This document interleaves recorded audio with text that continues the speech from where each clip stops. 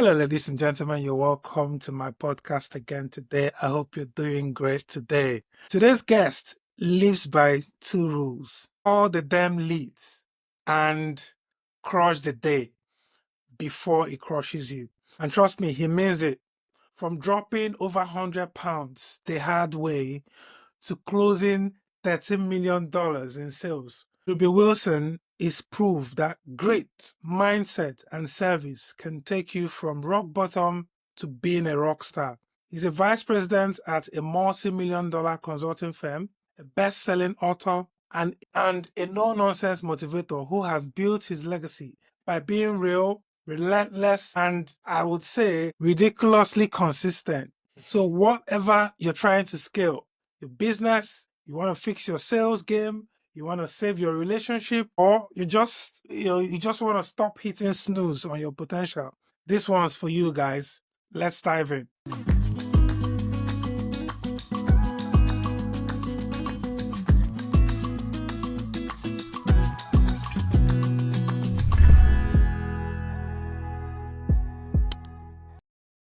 Hello, Drewbie. How are you doing today, my brother? Chucks, I am crushing the day, my friend, although I think you would expect nothing less. I'm excited to be here. I'm truly grateful for an opportunity to share some of my story with your listeners today. I'm so excited, man, to have you on the pod today.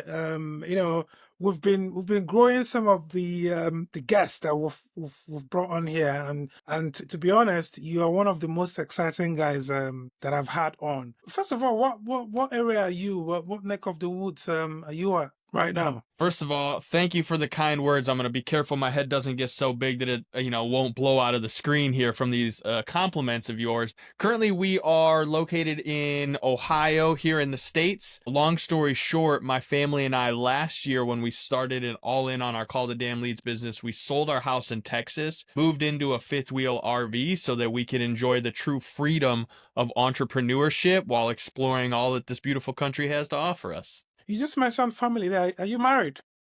Yep, married, got a beautiful son, and coming up on, we'll be 11 years married this year in October. Oh, that's great, man. That's great. That means so you're not just crushing it in business, you're also crushing it in your personal family life as well. You're a family man.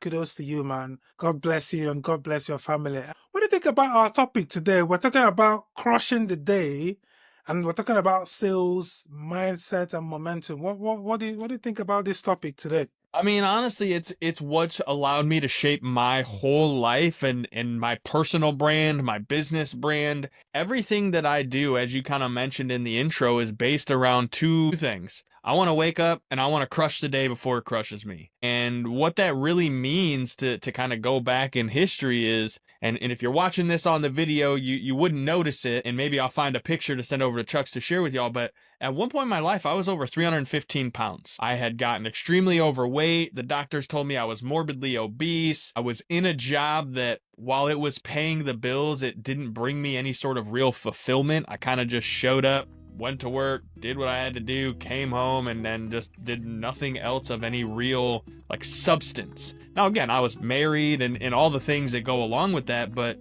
a good life will steal from your great life every chance it gets. And what I realized is when I was looking in the mirror in the mornings, I knew there was more.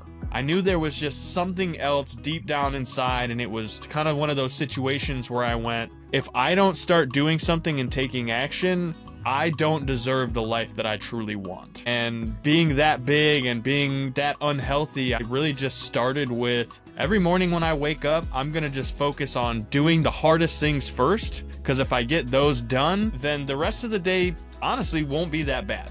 And anytime something nasty comes up, if I've already done all the hard stuff, then who cares, because the hard stuff's out of the way first. And I get to go to bed knowing, hey, I've crushed the day before it had a chance to crush me. Because anyone who's ever done anything in life has woken up and watched the news, opened up social media, gotten an email from a big client that wants to cancel their agreement with you. We've all had those situations that crush us, and it ruins the rest of your day, your week. Sometimes people are still mad about things that happened to them years and years and years ago, and they're still letting that be the excuse as to why they're not living the life they want. So To crush the day means to literally get up and crush the day, because we're not guaranteed tomorrow. So let's make the most out of the day we got today. It's a short life, my man. It's a short life. We're going to dive in and talk about mindset and motivation. Yeah. So crushing the day. This is not just a mantra to you. And I know that I can feel that it's a lifestyle. So what does this lifestyle actually mean in terms of daily routines, especially on those tough days? You know, the biggest thing that I think about when it comes to this lifestyle, and you kind of touched on it earlier, is just consistency. You know, there's things that we know as humans are non-negotiables that have to be done every day. And depending on the kind of life that you're trying to create for yourself, those non-negotiables might change. You know, for someone like me that was extremely overweight and has every excuse in the book as to why I don't want to go work out because I've got physical ailments and all sorts of different things, at the same time, I don't want to be the guy who's watching my son from the park bench because I can't get up and walk to be a part of it, or because I spent 5 minutes playing and I'm already winded and I don't have the energy to be there. Like, that's just not the father I want to be. That's not the man I want to be. And so I think really knowing that every day you're going to be faced with some sort of challenge, the consistency of just being willing to show up and do what you can with a maximum effort in the moment, that is what crushing it is all about.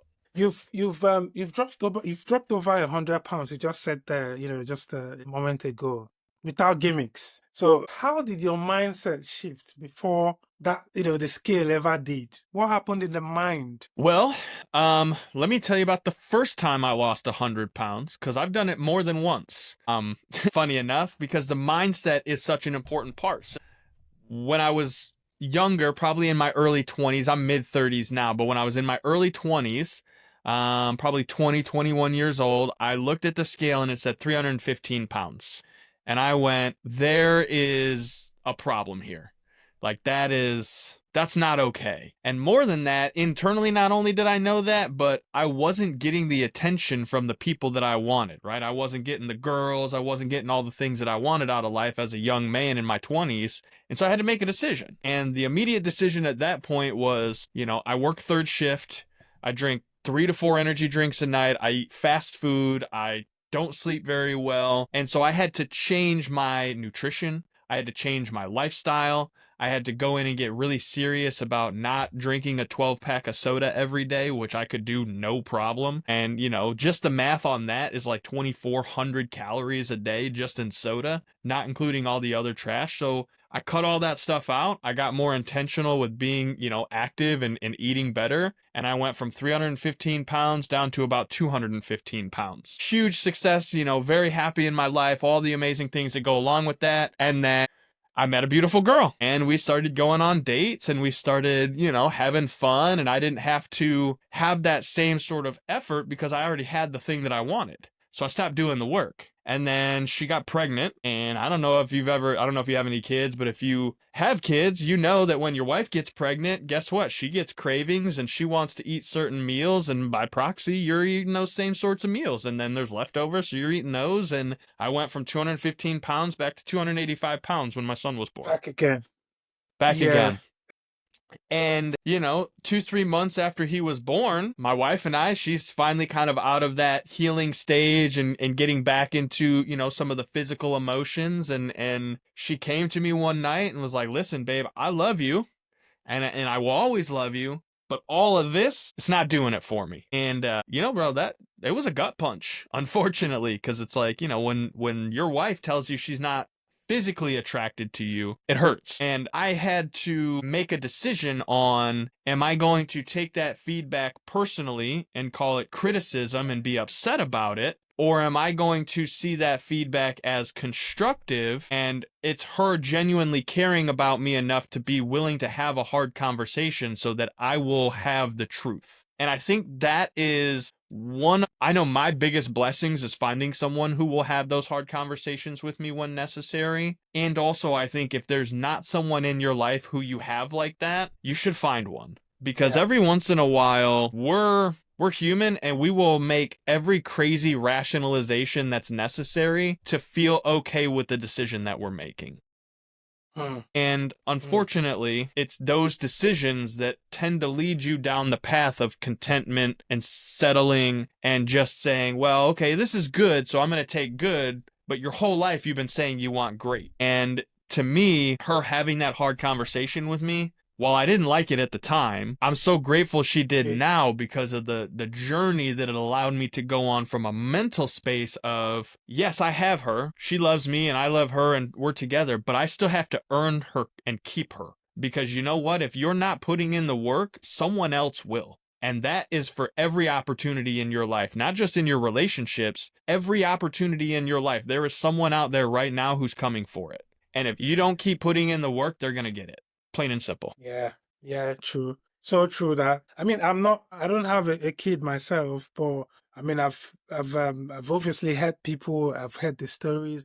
You know, a colleague of mine one day he woke up on a Sunday morning and he felt it was Monday, so he started walking. He was just walking, sending emails, doing stuff, and then it was at like midday that he realized, oh, today is Sunday. You know, yeah, so it's I can obviously understand how you felt at the time with kids and when they're little. But yeah, coming back to mindset and motivation, which is very very, I think, very very critical to anything that I think any successful person must have a certain kind of mindset and drive, because it's not for everybody. So how do you stay mentally sharp and also emotionally grounded while juggling your business, your family, and your growth?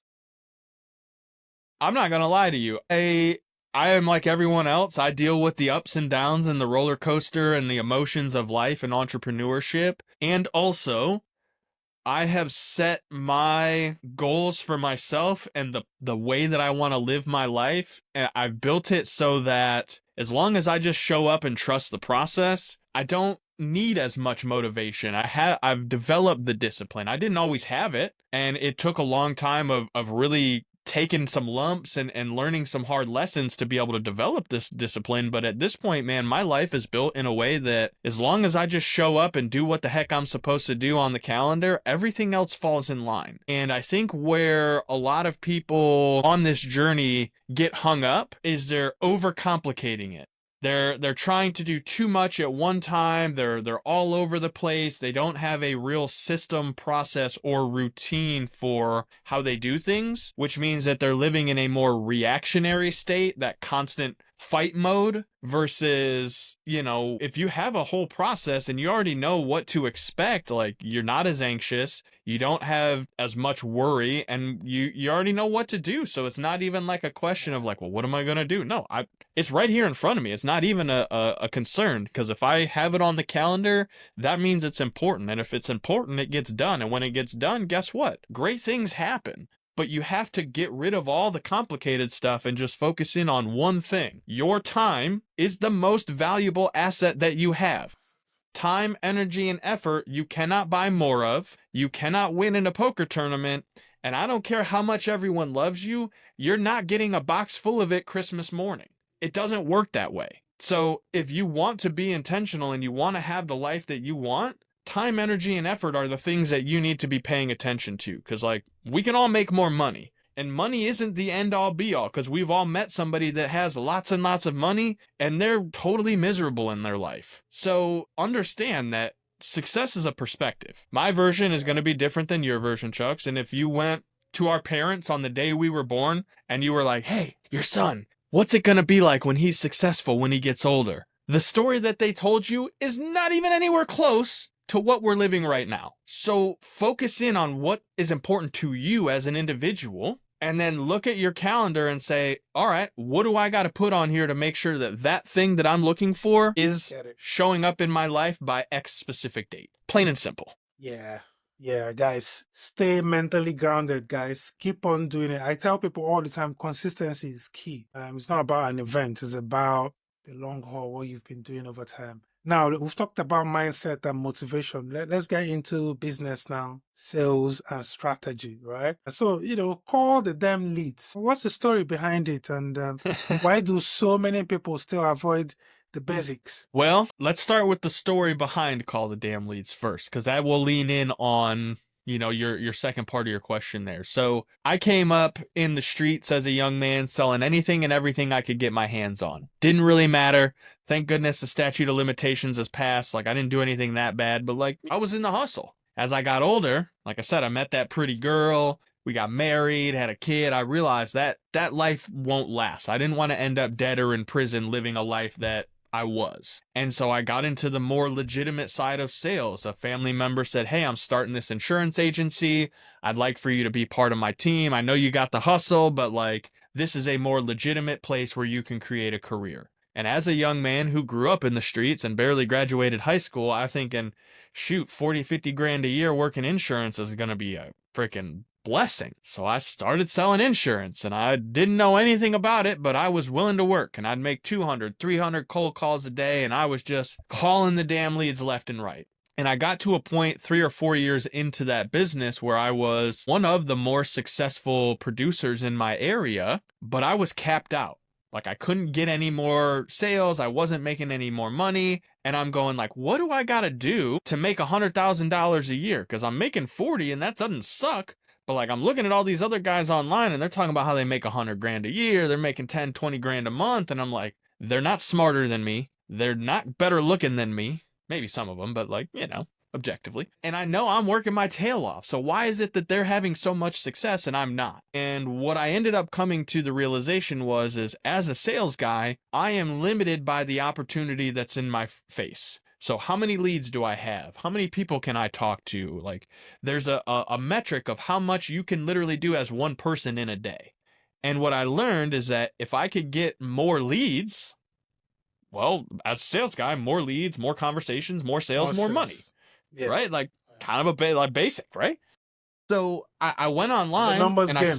It's a numbers game. Everything in life is a math problem almost. Not almost everything. Not everything, but pretty dang close. And so what I learned is that I could get my own leads. I could sell more stuff. And that's what I did. I learned how to do marketing. And funny enough, when I started selling more products and services, some of the other agents in the area called me up and they're like, hey, man, you're already the top guy and you're selling more than you were. What are you doing and is it legal? Because, of course, when you start having success, people start questioning it. They want to know, how are you having this luck when, blah, blah, blah. Yeah, it's legal. I learned how to get my own leads. I'll teach you how to do it. But how about I just pay you to do it for me? And so let this be your first lesson in sales, everybody. If you can help solve a problem for someone else, they'll be happy to pay you. And the bigger the problem that you can solve for them, the more they're probably going to be willing to pay. Right? If you have the cure for the disease that could kill their business, why wouldn't they want to pay to fix the thing? So for me, all of a sudden I went from, hey, I'm making $4,000 a month, busting my tail, selling insurance all week long, to, hey, I made $10,000 in a weekend setting up these marketing campaigns. And like, I only had to work one weekend, and then every month that $10,000 was going to keep coming in on a recurring schedule because all I had to do was set it up and manage it. But all the hard work came on the front end. And it was at that point I realized, hey, I'm in the wrong business. Like, marketing is where it's at. I need to just do marketing and sell people leads because, like, duh, who doesn't need that? Well, Chucks, let me tell you, I can be great at my job. I could get you hundreds and hundreds of leads every month. But guess what you still have to do? You got to pick up the phone and call the damn things. And so I got out of insurance, started a marketing company thinking I was going to be the richest man on the planet, only to realize that someone on the other side of that still has to call the damn leads. And when I started getting that churn and burn of like, oh, this doesn't work or these leads suck, I realized every time I was on one of those calls, guess what I was telling them? Hey man, just call the damn leads. If you just call the leads, you'll make money. It's not that difficult. And so while the marketing business wasn't the thing that made me successful, God told me at the time, hey man, call the damn leads of something. And I went online and I trademarked the phrase and I put it on a t-shirt and I said, someday, this silly little phrase that I keep telling to these people, I'm going to be rich from it. It's going to make my mark in the world. And that was 4 years ago that I originally had this idea. And then it went on the back burner because I was doing other things and it wasn't really it wasn't ready yet until December of 2023, when the corporation that I had helped make tens of millions of dollars decided that they wanted to take away my structure and put me basically back at the starting line at zero. And it was at that point I went, you know what? It's time for me to go and call the damn leads for myself. And so call the damn leads went from this silly idea that I had many, many years ago to I'm going to go all in on this brand because I know without a shadow of a doubt that if any salesperson in the world will just follow this one simple statement, they will make money. And that is the birth of Call the Damn Leads. Yeah, that's a fascinating story there, and I'm sure it's gonna, it's gonna inspire a lot of the people watching us today. Guys, tell us what you think about that story, and tell us your own story as well. Tell us in the comment section, what story do you have? No matter how little it is, let's know. We want to know your story. So what's the one sales mistake that people keep making, and what's your favorite way to fix it? The number one mistake that I see people making when it comes to sales, and this leads into your previous question about call reluctance, right? What keeps people from calling the leads? I believe that they are not 100% confident in the conversation that they are about to have when someone picks up the phone, which is why they're nervous. Because people don't like the unknown. Like, in general, if we don't know what's behind the door, we're going to be a little hesitant about opening that door because it's like, well, what's behind there? Is it $1 million? Is it a lion that's ready to eat my face off? I don't know. There's uncertainty there. And so there's hesitation. But if you knew that as soon as you open that door, this is what's going to happen in the process that you're going to follow, then you will open it. So to me, when it comes to sales, I think the biggest thing that people are missing is a confident conversation. Can you call and know that when someone picks up the phone, these are the things that are going to be said? These are the questions that you're going to ask to make sure, A, am I a good fit to work with this individual? Do I have the product or service that they need for their current situation? And B, are they going to be a good fit to work with me? Because I promise you, not all business is good business. And anyone that's been around for a little while has made a sale that they really regretted making because the customer ended up being a nightmare, or they way underestimated what the job was going to take. And so now they're basically working for free or spending money to complete a job that was supposed to make them money, right? So it's that lack of confidence that creates the call reluctance. And the easiest way to get over that is to just create a script or a conversation that you know you're going to have with every single person. Because then you just got to trust the process. And if you do the process right, it'll weed out those that are going to be a good conversation and those that are not.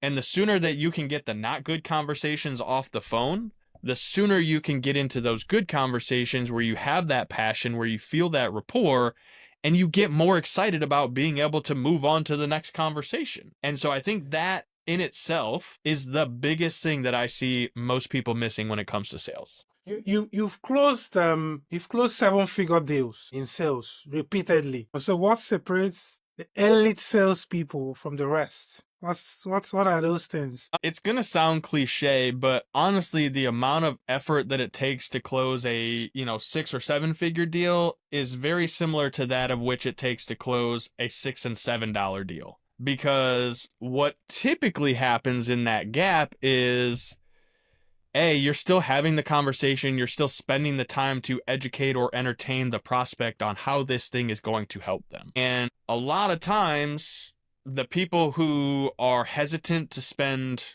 $10, $100, $1,000, they're not in a place mentally where they are actually going to do the things that you need them to do so that they can make $10,000 or $100,000. And so you have to really focus in and remember that anyone who is operating in a world where the number is higher, that's just a normal thing. So you can't get caught up selling out of your own pocket and let that prevent you from being able to be certain that you can help the person with the product or service that you have. There's a lot of people out there in the world that are selling $50, $60, $100,000 vehicles that can't afford a $100,000 vehicle themselves. And I'm not saying that they're, bad people because of it, but you have to be able to get out of that place of saying, well, if I can't afford it, they can't afford it. Because we don't know what they can afford. And you can't put your own bias on someone else in that conversation. So you got to be willing to and able to separate yourself from that so that hey, if I'm asking for 7 figures, I'm asking for 7 figures. And here's what's going to go along with that to make it worth the investment. Does that explain well? Yeah. I mean, my audience, they are really smart. So, yeah, of course. Yeah. We're going to talk about branding and social media. Yeah. So from memes to millions. I How am the how did meme lord. social media? Wow, okay. All in, baby. I'm in. I am the meme lord. Right. So how did social media play a role in building your personal brand and your authority? What So, what role? What, yeah, here's the thing, right? If you're a new business owner or an entrepreneur, you are the new rock star, you're the new celebrity. Like, micro influencers are taking over the world. And what I mean by that is 20, 30 years ago, you had to be on television to be able to get people's attention. Well, guess what? The television lives in our pocket now. It's this little black mirror. We just pull it up, and anytime we can be live online in front of potentially millions of people. So social media is like a huge blessing for a lot of us, because if you come from a place where you didn't have access or the ability to get on screen or to have a big audience of someone else that's already been built, you can just go online and there's a bajillion people that might see you. And all that matters is that the content you're putting out there relates to someone else who is watching. And where a lot of people, I think, get it wrong on social media is they go on there and they just talk about their business and selling people and, hey, you should come and buy my stuff, and hey, check out this thing that I created that you want. Like, yeah, that can work. And also, when you think about social media for what it is, originally it was built by a bunch of nerdy dudes that wanted to creep on beautiful girls because they were too afraid to talk to them in person. So they're like, well, if we build this online thing, we can look at all their pictures and creep on them. Like, as weird as that sounds, that's how social media was developed. What it's transpired to now, though, is it's basically your own entertainment service. So you've become like the chief content creator for your own television news channel, and people are tuning in to watch what you have to say because they know you, they like you, and they trust you. And if you can get them to know you, like you, and trust you, that is the first step in creating a transaction from a business standpoint, because people do business with people. They don't necessarily care about your logo or your cool catchphrase. Like, as much as I love Call the Damn Leads, and I think that there's value to it, it's valuable because of the brand that I've built behind it, because of the movement and the understanding that people have beside, hey man, Drewbie's a guy about his business, and he calls the damn leads, and if he's saying to call the damn leads, well, then we should call the damn leads. And I think social media gives you the chance to get out and share your story with other people who are going through a similar path. And when you can collect with other like-minded individuals, well, guess what happens? These algorithms know, they're smart. They're going to say, hey, this person likes you and this person likes you. Well, let me go show your stuff to like 5 or 6 other people that are kind of like them and see if they like you too. Because if we can get all of them to keep showing up on your channel, we can sell them more advertisements. If we can sell them more advertisements, we make more money. So if you really want the secret to social media, it's creating content that gets people coming back to your page, because the more they come back, the more these platforms will tell other people about you. It's a weird thing, but that's how this works. Yeah. It's really fascinating how social media works as a whole. Fascinating and creepy in a sense, but you know, if you know how to use it and you understand it, then you can be intentional with it. It's kind of like if you're playing a game that you don't know the rules to, it's likely you're going to lose. But if you start to pay attention and understand how the rules work, well, then you can use the game to your advantage, and you can use those rules to your advantage. And guess what? The people who understand how to play the game are the ones that typically win. That's really interesting there. So how do you stay authentic online then without getting lost? There's a lot of noise on there. Yes, you're absolutely right.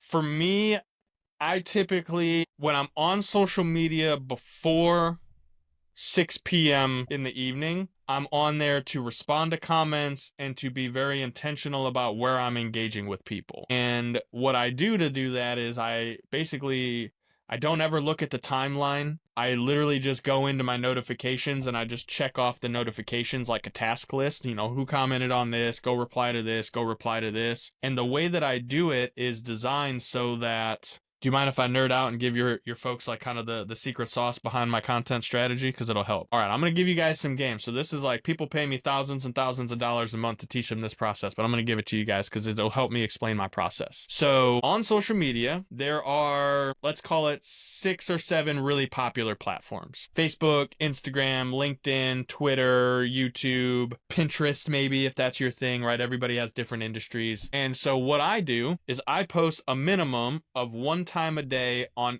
each of those different platforms. And what I know about those platforms is they each have a specific audience type. They each have a preferred type of content that gets the most engagement on that platform. and they all have a time of day in which they're most active on that platform. So like, this is kind of getting into the sciencey nerdy part of this, but what I do is I post starting at 3:30 in the morning when I wake up and start my day. Almost every hour on the hour, I have a piece of content coming out on social media on one of these platforms, so that throughout the day, at any given moment, when you pick up your phone to do whatever it is you're doing, whichever app you're opening, it's likely that within the last couple of hours, I've made a post and you have a notification with my name at the top of the list. And so what I'm doing is like subconsciously planting my name and my business in you all day long. And for those of you that are watching, you're probably like, this guy's on social media all day long. How does he build a multi-7-figure business? How does he do any of these things? Well, the truth is, I'm not actually on there. It's all scheduled and designed so that it just shows up throughout the day. But I only log in to check it maybe at 7:45 a.m. and 11:30 a.m. And the only thing I'm doing is replying back and engaging with the people who are engaging with me. And what it's doing is telling the algorithm, hey, this is a popular post. Let's go show it to another 50 or 100 people and let's see what they do. And anytime you wait and it slows down, the algorithm is like, all right, it's getting less engagement, so we're not going to show it to as many people. Well, if I go back a few hours later after that and I start commenting and engaging again, guess what happens? The algorithm goes, oh, this host is hot again. Let's start showing it to more people. And so the secret for me is omnipresence. At any given time when you log in to any of the platforms that exist, if you follow me, it's likely you're going to see me pop up. And so at some point between today, if you've never seen me and you just joined my list of followers, to my goal is within the next 90 days, you've become a paying customer. So if I'm doing this right, the content strategy is to be consistent and create stuff that makes you feel like you know me, you're understanding who I am, what I'm about, and that in that first 60 to 90 days, you're so confident in the things that I'm creating and the consistency that you go, I would like to know how he does it. And then you start researching and you see that I have books and a course and all of these different things on the store that you can buy. Yeah. But it's about consistently showing up with value, education, and entertainment. And if I do those three things, it's more than likely that you're going to come back and want to do business with me of some sort. Yeah, that is, listen, thanks, man, for giving us that free lecture. That's a free lecture on how to stay authentic and real online, because trust me, there's a whole lot of gimmick on there. There's a whole lot of just absolute trash on social media. So what is one overlooked platform or tactic that's working great for you right now? I am all in on Facebook still. Like, I know people think it's kind of outdated, but here's what I know. That's where my audience hangs out. That's where I've built the biggest brand and engagement, and it's allowed me to make millions of dollars from that platform. So like, I just lean in on that platform and I use it, I maximize it, and I stay consistent on there. Yeah, Facebook. I think Facebook is still very much relevant, which is in the midst of all the stress. And one of the reason I think Facebook is still very relevant is, remember when it came out, it was about the first one, and there are lots of old photos, right, that you probably don't have anymore anywhere, but you still have them on Facebook. That's one of the reasons I think, I mean, I don't use it very often, but I still find myself going back there once in a while, and again, birthdays and everything. I think, though, that you bring up a good point, though, Chuck, because it's about understanding your customer avatar, right? Like, okay, I love Facebook, but if I knew that my clients weren't on Facebook, they were over on TikTok or whatever, I have to make the decision of, am I actively going to do less business because I don't want to be on that platform? Or am I going to go and learn and utilize the platform where my audience is? And this is a big part of understanding your sales journey, is that who are you speaking to and why? If you don't know that, then you're just talking to the wrong people in general. But if you know, hey, my audience is 35 to 55-year-old men and women who are likely married or divorced with a family, and they're currently in a position where they're making between $80,000 and $120,000 a year with a goal of getting to $250,000. Now I know for sure, okay, this is the type of individual. This is, where they're likely to be spending their time. This is the type of content that they're engaging with and they're watching. So I need to go and do that, because if I know those things, then, well, the phrase I like to use, you don't know what you don't know. But once you know, you have to make a decision. Yeah, so true. And we've talked about branding now and social media, how it can help people. Let's talk about personal power now and some real life wins. We've already seen how open you are about saving your marriage and redefining your relationship with time. Can you talk us through that turning point? Yeah, it goes back to, remember I was telling you my beautiful wife told me that I was out of shape and I wasn't as sexy as I once was and I needed to bring sexy back. Well, I did that.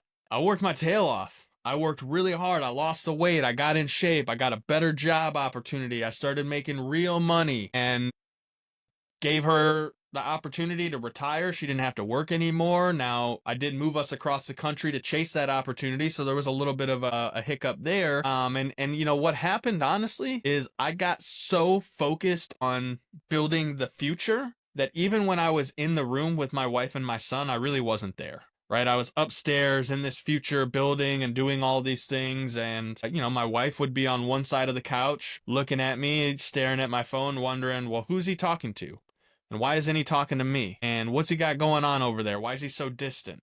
My son would be going, well, how come you don't want to build Legos with me, Dad? Or how come we can't watch this movie? And I'd be like, oh, I'm busy. I'm doing something, right? And in my mind, I was doing everything right. I was building a future. I was making money. I was providing. I was being a man. I was healthy. I was like all the things. But my beautiful wife, God love her, she came to me Christmas Eve of 2019, gave me her wedding ring back. And she said, listen, I love you and your son loves you and we will always love you. But you have to choose. Do you want to be married to your business or do you want to be married to your family? Because right now you're trying to do both and it's not working. And you have to decide what you want. And I was like, what the fuck do you mean? Like I'm everything I do is for this family. Like I don't understand the question. And what I realized though is that I was being very selfish with my time. And even when I was in the room with them, I wasn't really present. And I think Kanye said, your presence is a present. And that's what we have to remember is like, just because you're in the room with them doesn't mean that you're actually there. So you got to be where your feet are mentally. And when I got more intentional with like, all right, my time boundaries are from this time to this time, I take sales calls. And anyone outside of that realm has to skip to tomorrow and start over. I had to put that boundary in place. And what's really crazy is a lot of people were like, oh man, you're going to make less money. You're not going to be as successful. Opposite. When I started respecting my time and putting those boundaries in place, guess what happened? Other people started respecting my time, and those who didn't, they went away. And guess what? The ones that went away were the clients that were taking all of my time to begin with. The lowest paying clients you have, they take up 80% of the time in your business. The sooner you get rid of those low paying clients, the sooner you'll have more time for the people that want to pay you the money you're worth. The money you're, yeah. And I didn't realize that until, again, my beautiful wife had to have that hard conversation with me and say, listen, do you want us here in that future that you're building in your mind?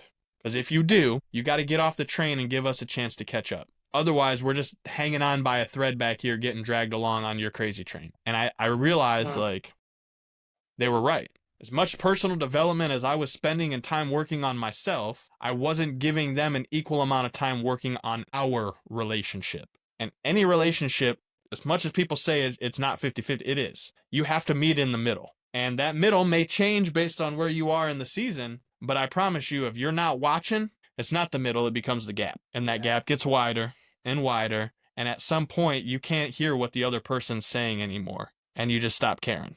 And so that was the big shift for me, brother. That was the thing that changed our relationship forever. Really good answer there. Yeah. That's really touching, honestly. So just as we round up now, we're approaching the home stretch now. Thank you so much, Drewbie, for coming on the podcast today. And really enjoyed your insights and your story. So inspiring. So what is one habit that changed your life outside of work, and why do more people need to adopt it? Just one thing. Waking up early. So I didn't have to be to the office until 8 o'clock in the morning. And so even though my body was waking me up at 3:30 and 4 o'clock saying, hey man, get the day going, I was telling it no. I would just lay in bed and I'd snooze and I'd toss and I'd turn and I would just sit there until 7:30 and I'd get up and I'd finally go to work. And when I made the decision to just say, my body says it's time to be up, it's time to be up. I'm going to go walk. I'm going to do all the things that I know I don't want to do early on and just get them out of the way. And when I started doing that and I stayed consistent, everything else in my life, it was like a snowball. Like, it would start small in the morning, but as long as I got that momentum and I started getting the things done, by the end of the day, I had a massive freaking boulder just rolling downhill with a ton of momentum. And it was all just from getting up early, making sure I was focusing on gratitude and the good things in my life and not immediately going to the toxicity, right? Not letting the day crush me before I had a chance to crush the day. And then being able to say by 6:30 and 7 o'clock in the morning, bro, I've done more than most people are going to do in their entire day. I've worked out. I've read, I've meditated, I've done my own personal development, I've probably done some business, because at that point, if I'm moving and grooving, I might as well knock out some emails or take care of whatever I can in the morning. And by the time I've started the day, I've already run a full day, basically. I've already had 4 or 5 hours worth of stuff that I've gotten done. But the rest of the world's just cracking their eyes open and getting out of bed. And from a consistency standpoint, you do that enough, you're gonna get ahead of where you were. And the people that are ahead of you right now that aren't doing that, you're gonna quickly look up and realize they're way far behind you. Because if you're willing to get up early and to do the things that you don't want to do first, the universe will reward you. God will reward you with all of the things that you've been asking for. Because you got to do the work. And if you do the work and trust the process, well, things always find a way to work out. Yeah. So just lastly, and before we round up, so for the entrepreneur or sales pro, someone who's listening to us right now, who is feeling stuck, what's the one thing you'd have them do today to change their situation? I would have them implement the 4-6s strategy in their life. And what I mean by that is the first thing you have to do is understand, what is your time actually worth? Because again, time, energy, and effort is the only thing you can't get more of, can't win in a poker tournament, and no one gets a card full of on their birthday. So take all the money that you made last year as a total. Your main job, maybe you got a side hustle, maybe you're selling pictures of your piggies on the internet, you're doing foot pics or whatever. I don't care. I'm not judging. I'm just saying, if you're putting in the effort to do the thing to make money with it, add that collectively together. And then you got to divide it by the number 2,000. Because if you were a normal person, you'd work 40 hours a week, 50 weeks a year, you'd take a 2-week vacation, right? That's just standard. So you work about 2,000 hours in any given year. If you made $100,000 last year and you divide it by 2,000, your time's worth $50 an hour. Which objectively, depending on where you're from, that might be awesome. Right? I grew up $10 an hour was like grunt labor, and that's all you were making. And if you were making 30, 40, $50 an hour, that meant you were a doctor, a lawyer, some super fancy degree, right? Like that meant you were big time. But here's what I really know, Chucks. Let's say I put my hood on and I knock on your door and I go, "Excuse me, sir. Congratulations. My name is Death. You have 24 hours left to live. Here's a check, $50. What kind of response are you going to give me? No, absolutely not. Because you realize that your time is worth so much more than that when you understand how much time you have left. But let me ask you, do you got one of those fancy little clocks on your arm like Justin Timberlake in that movie that tells you how much time you have left? I don't. I've never met anybody that does. And there's no guarantee in life except death and taxes. So you can't operate on the idea that you have an unlimited amount of time to go and do the things that you want to do. And when you start to realize that, hey, I want to make more money than I'm making right now, and you do this formula and you realize, like, all right, $50 an hour is what I'm worth right now. You have to make a decision. Are you going to work twice as much so that you can make twice as much money? Or are you going to develop yourself and your skills so that you can start charging more for that time? Those are your only choices. Not everyone's going to get lucky and hit the lottery. So either you're going to work twice as much or you're going to develop yourself so that your time is worth more. And I promise you, anyone who's listening to this call right now, your time is worth significantly more than what you're giving away for right in this moment. And until you start getting serious about where you're spending your time, you're gonna be on this hamster wheel. So the 4-6s is the 4 areas of life that matter to me, broken down into equal time of day to be able to dedicate. Sleep is number 1, because I need my beauty rest. And I grew up in the streets doing benders for 2 and 3 days at a time with no sleep, and it's not a good look. You ever seen someone that's been running the streets for days with no sleep? No one wants to do business with that person. Number 2 on that list is family and relationships, because all of us have people in our lives that we care about, and a lot of times the legacy that we're creating is for those individuals. So you got family. And then you have business, because I don't have an unlimited amount of funds, and anybody who's here listening to this probably doesn't either. So you still got to work, you still got to earn, you got to put food on the table and a roof over your head. So you got to work, sleep, relationships, business. What does that leave? Ourselves, which is funny and not funny at the same time, because when people put themselves last on the list, guess what happens? They get burnt out, they go overweight, they're unhealthy, they're unhappy, they're miserable in their situation. And so if you've ever gotten on an airplane, they'll tell you, you have to put your own oxygen mask on first. And if you don't do that, then everyone else around you is now in bigger danger because of it. So why not be intentional to say, hey, if I want to live a balanced life, I can spend 6 hours sleeping. I can spend 6 hours on getting myself in peak position so that I can make the 6 hours I spend on my relationships and my business the best they can be. And when you start getting intentional and you break it down and you're like, cool, I'm going to spend 2 hours in the morning on me, and then spend an hour with the family and relationships.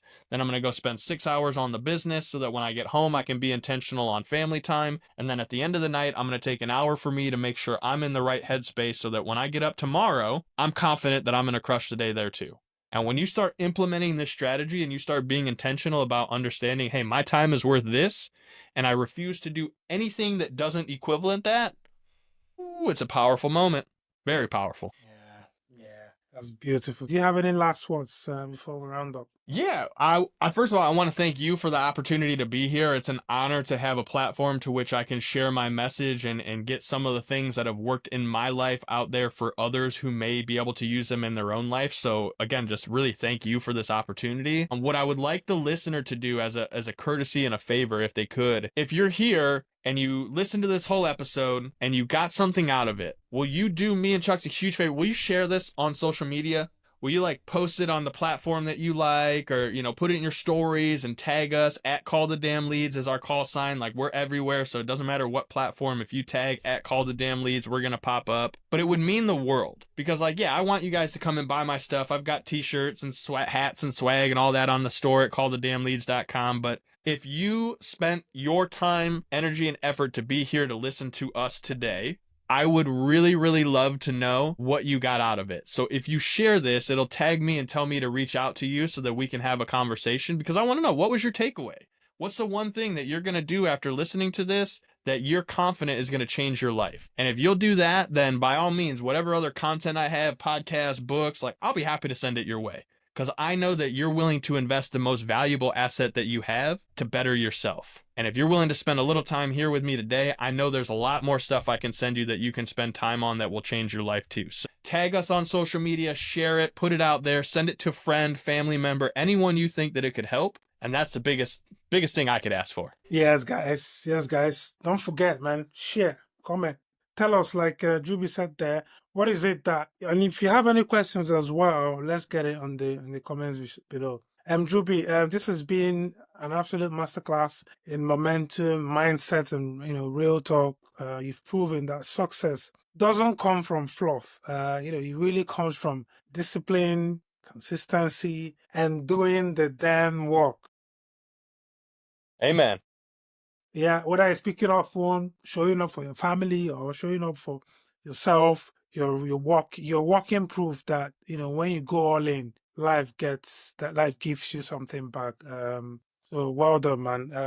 To our listeners, if you're fired up and ready to level up, guys, follow Drewbie at callthedamnleads.com. Grab his book as well. Check out his show. You have a show as well, and remember, action beats excuses, guys, every single time. So what's your show? You didn't mention your show. What's your show? Call the Damn Leads. Yep, we have a podcast called The Damn Leads. We bring on sales professionals, business owners, entrepreneurs, and they tell all their wild stories from their time in sales. So if you've ever been in the sales industry, like Wolf of Wall Street, all those movies exist for a reason, because crazy stuff really does happen in this world. And so our show is all about sharing those crazy stories and then giving you some of the tactical stuff that you can take and use in your own life to be more successful and create your own amazing story. Awesome. Yeah. Well, I'll see you again, Drewbie. So guys, you know what it is, man. Like the video, comment, share, and subscribe as well. Subscribe, guys. This is the Curious Tycoon Podcast. Don't forget, stay smart, stay generous, and also stay curious. Until I catch you in the next one, guys. Have a good one.